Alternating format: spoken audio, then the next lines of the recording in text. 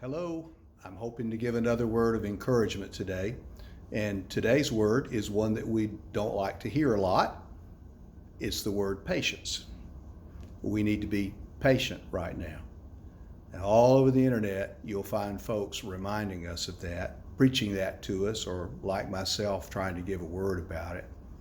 In every culture, in every religion, patience is a virtue. It's a good thing for us to learn patience. That patience in every faith and every culture is based on hope. And hope is sort of the springboard for us being able to believe that something better can come along. As I was thinking about how to say this to you, I pictured in my mind the Apostle Paul. Paul wrote a lot about patience, patience being that virtue that when it's lived out builds character, that we are to be content in whatever situations we find ourselves in. And we may want to think, some people think Paul's a little preachy. One of you that will see this will remember that I was preaching a series of sermons and Bible studies on one of Paul's letters. I think it was Philippians. And about midway through the preaching and the teaching, one of you waited for me in the aisle of the church and said, "Ronnie, I sure will be glad when this is over with, because I really don't like Paul." And we laughed and enjoyed. Paul's rough around the edges a little, might have been a little full of himself from time to time, but great chunks of the New Testament were written by Paul.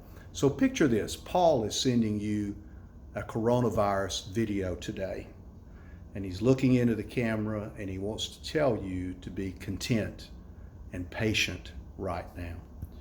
In his world, he would not have been sitting in a sunroom, quarantined with family, with a nice quarantine haircut by his spouse, waiting on Amazon deliveries or picking up takeout when bored with cooking.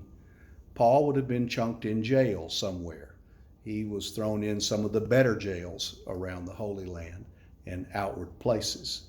And when he wrote of being patient or content, it was usually from the jail cell. And it was not easy for him to say that. So I say, in our situation, we are tired of some things. We're tired of being separated. I want to see my grandchildren.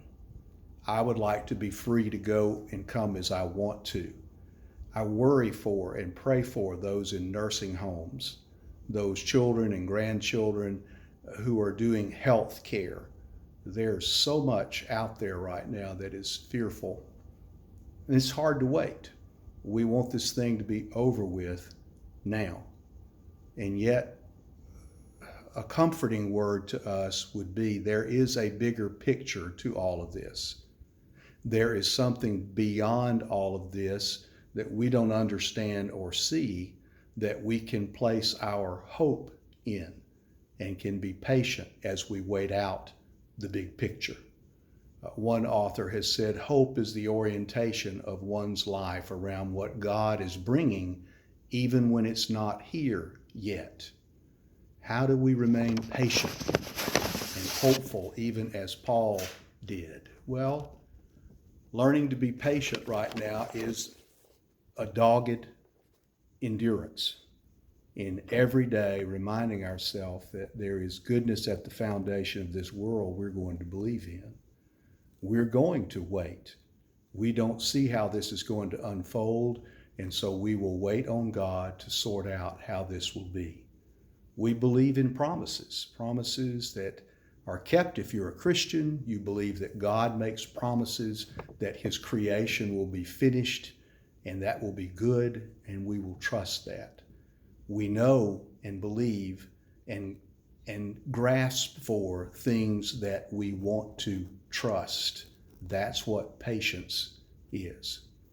So old Paul probably has it right. It wasn't coronavirus that he was dealing with, but in all of his writings and in only the way he probably could have communicated that, he always reminded his churches and the Christians in them, you must develop patience, because patience develops hope, and hope is the springboard for faith. When we have hope, It's then that we begin doing things in the world based on what we believe. I hope you're hanging in there. I hope you are being patient with these times, waiting to gather, waiting to do things that you miss, being patient and still about the way situations are right now, and trusting in God, as this is His creation and there is a bigger picture to it. Be well. I hope you have a good weekend.